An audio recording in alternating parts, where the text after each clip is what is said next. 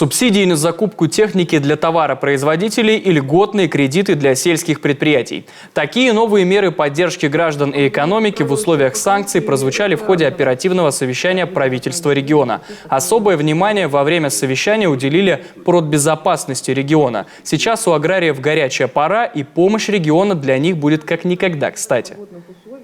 Предлагается субсидирование затрат сельхозтоваропроизводителей на приобретение техники, машин, оборудования, связанных с уплатой авансового платежа. Это тоже такая мера есть аналогично на федеральном уровне. Она также не так дорого стоит. Эффект в совокупности от всех мер, которые мы принимаем в сельскохозяйственной отрасли, будет, на наш взгляд, колоссальным. Между тем, у аграриев прошедшая неделя оказалась непростой. Из-за снегопадов многие хозяйства не смогли выйти на поля. Надо признать, что неделя, за которую я сейчас отчитываюсь, была сложная. У нас 2 дня выпало из-за снегопада.